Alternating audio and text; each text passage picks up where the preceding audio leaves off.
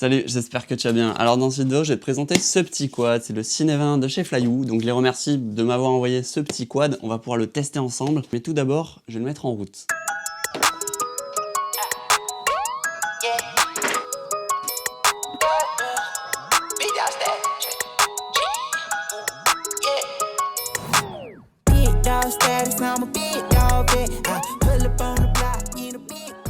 Bon, j'espère que les images t'ont plu de ce petit quad là. Juste avant de commencer, je voulais te montrer un peu qu'en fait, t'as plein d'options disponibles. Donc tu peux choisir de monter avec un TBS, avec un FR Sky. Tu peux choisir s'il est en analogique, en numérique. Tu peux choisir si tu veux des batteries, de quelle taille. Là, vous voyez, il y a une fiche.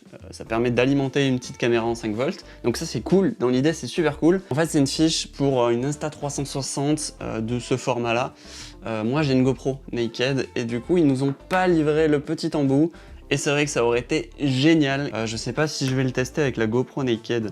Faudrait. Si je trouve justement l'embout, je vais la tester. Sinon, on va tout faire à l'Insta360 Go 2 qui est vraiment pas mal, franchement. En tout cas, moi je l'apprécie bien, surtout pour sa taille, sa praticité. C'est plutôt intéressant. Là maintenant, j'ai surtout parlé aux débutants. Qu'est-ce que je fais quand je reçois un quad, là, tout monté comme ça? Comment je fais si j'ai envie d'aller voler, là, direct? Est-ce que c'est possible ou pas? Mais déjà, premièrement, ce que tu vas devoir faire, c'est binder, c'est-à-dire appairer ta radiocommande au petit drone. Pour ce qui est des procédures, là, c'est la procédure TBS. Si tu sais pas et tout, tu regardes sur Internet, il y a tout sur Internet.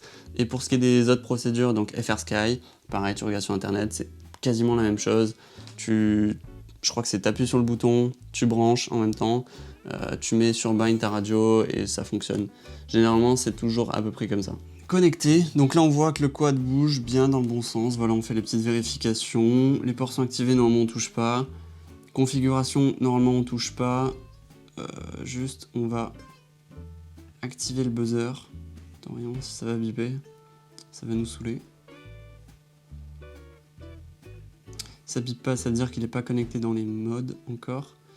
Pas d'e-tunings, a priori ils ont fait tous les réglages pour nous, donc on va absolument pas toucher.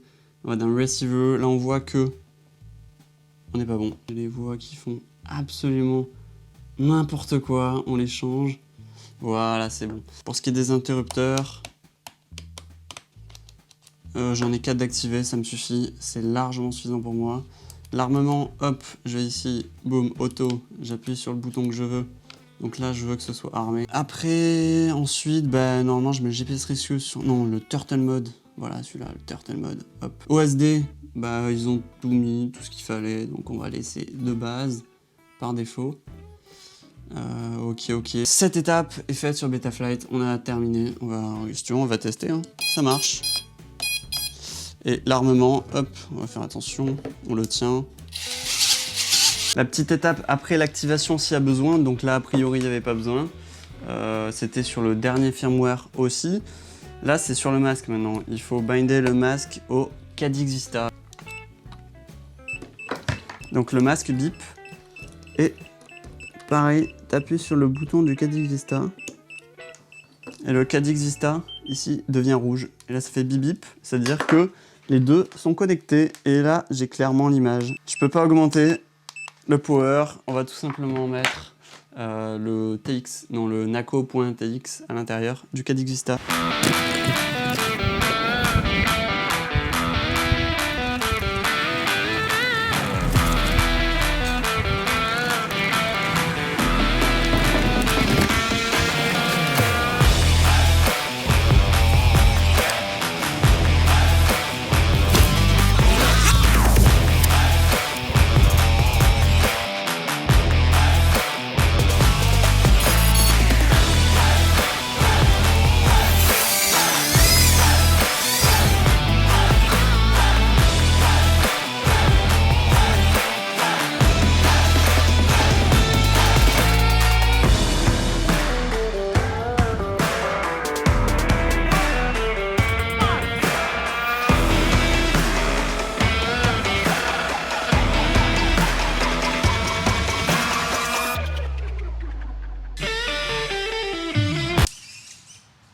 Je viens de faire 2 batteries avec ce petit machin et comme tu le vois, il y a quand même du vent, ça souffle, donc c'est clairement pas le jour idéal pour le tester. Mais quoique, en fait, je le pousse dans ses retranchements parce qu'il faut pas oublier que ça reste un Cinewoop qui a une grosse portance, enfin quand je dis portance, une grosse prise au vent plutôt, avec ses ducts. J'ai vraiment l'impression que c'est le bébé d'un Racehoop et d'un X95 Beta FPV.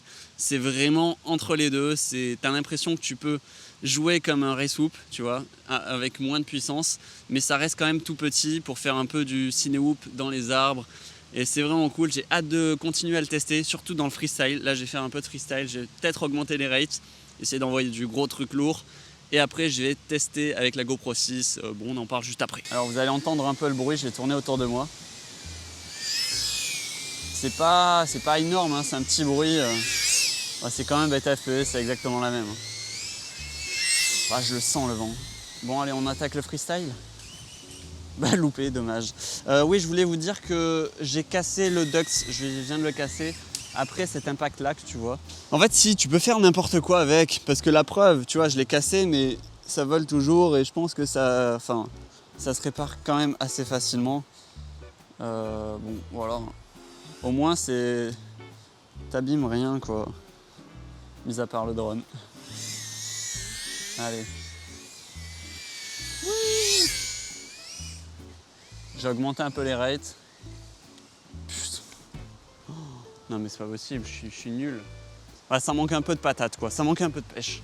En fait, ils ont fait le parti pris d'avoir une machine hyper polyvalente à mon avis. Donc du coup avec beaucoup d'autonomie. Mais par contre quand tu veux plus d'autonomie, tu as forcément moins de patates. Donc tu as des moteurs moins péchus. Et bah, du coup c'est moins joueur, c'est moins fait pour le freestyle. Enfin en tout cas quand tu mets une caméra dessus. Il commence à faire bien sombre. Ah oui, j'ai testé un truc, là je vais vous montrer. Mais ça enregistrait pas, je suis deg. C'est que en fait, j'y avais craché au bout là-bas.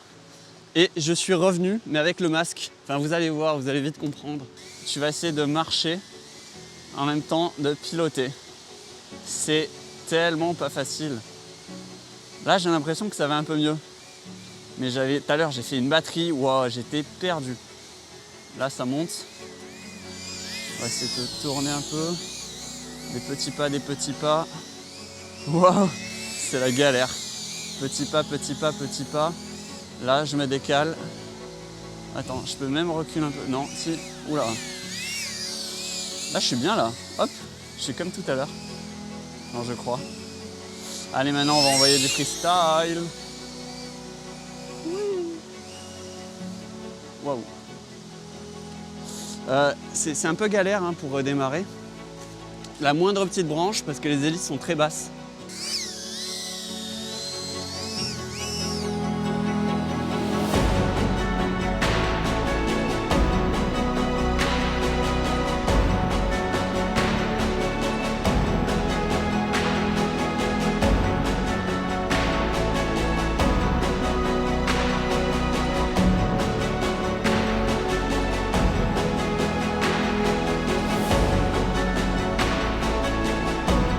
Je vais vite me dépêcher de mettre la GoPro 6 parce qu'il y aura clairement plus de soleil. Oh non, non, non, non. Oh bon ben, je crois que je vais devoir grimper. Ok, je le vois, je sais pas si tu le vois. Oula. Il est tellement trop léger. Toujours quand vous grimpez, bon, surtout quand vous n'avez pas de protection, c'est d'avoir toujours deux prises au moins. Deux prises fiables hein, quand je dis. Pas deux prises où il y a un bout de bois qui tient pas. En vrai, est-ce qu'il rentre dans la poche? On n'y est pas loin. Hop, dans l'herbe. C'est bon. Bon allez, on va tester avec la GoPro 6. Alors pour ce qui est du système d'attache, pour mettre les différentes caméras, petites caméras, c'est pas ce qu'il y a de plus simple parce qu'en fait c'est une petite vis que tu mets avec un petit écrou. Ça marche, ok, mais c'est vrai que c'est un peu chiant. Mais je vois pas comment ils auraient pu faire pour que ce soit plus simple. Je crois qu'il n'y a pas d'autre possibilité. Tu l'as vu, il y avait zéro lumière à la fin. La GoPro 6, elle en pouvait plus. J'étais à 400 ISO. Le shutter au plus bas possible parce que tu vois que ça vibrait partout. Bref, voilà, j'ai essayé de faire des images, ça n'a pas trop réussi. Mais là, je vais vous parler un peu, je vais faire une conclusion de cette petite machine, du CineRace 20 de chez Flyu. Est-ce que ça vaut le coup de l'acheter? J'ai envie de te dire oui et non. Si tu aimes le 5 pouces et que t'as pas envie de voler à l'intérieur ou quoi, reste sur du 5 pouces, ça va très bien. Par contre, si t'es débutant ou hyper expérimenté, tu veux juste t'amuser dans les arbres, à l'intérieur, avec des potes sans trop rien casser, c'est vraiment une super bonne option. Ou même si tu veux faire du cinématique, du coup avec une GoPro Naked, c'est vraiment top, c'est vraiment le feu. Ça marche super bien. Étonné Enfin, je suis agréablement surpris, je m'attendais pas à un truc aussi polyvalent.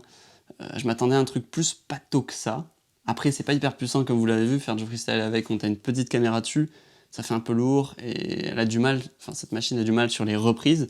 Par contre, en vitesse de pointe, ça pulse quand même, hein. Si t'es dans les bois, tu peux clairement aller super vite. Donc voilà, et niveau solidité, bah, tu l'as vu, je l'ai cassé. Après, voilà, j'ai foncé sur un arbre, donc clairement, ça résiste pas à tout. Mais je trouve que c'est quand même bien plus costaud qu'un Beta FPV, de par la mousse qu'il y a autour, les ducts. En plus, tu peux les changer relativement facilement. C'est pas un unibody comme le Beta FPV où là, tu dois tout changer. Là, c'est quand même du coup un peu plus lourd, mais quand même plus costaud, plus robuste. Et non, super content, vraiment, vraiment super content.